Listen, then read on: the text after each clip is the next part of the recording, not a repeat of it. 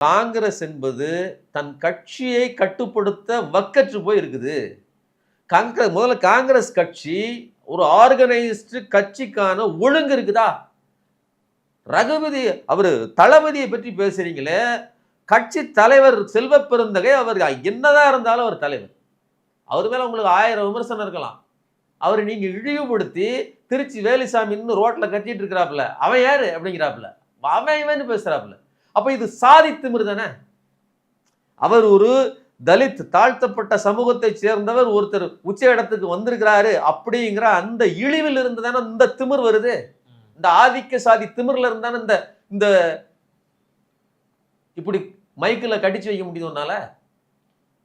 சரிங்களா? எதுக்கு சொல்ல வரேன்னா, இப்படிப்பட்ட அன்ஆர்கனைஸ்டா நீங்க இருக்கிறீங்க. இப்போ பிரச்சனை வந்து திமுகவை நீங்க எப்படி டீல் பண்றீங்கன்னு கிடையாது, உங்கள் தலைமையை நீங்க என்னவா டீல் பண்றீங்க?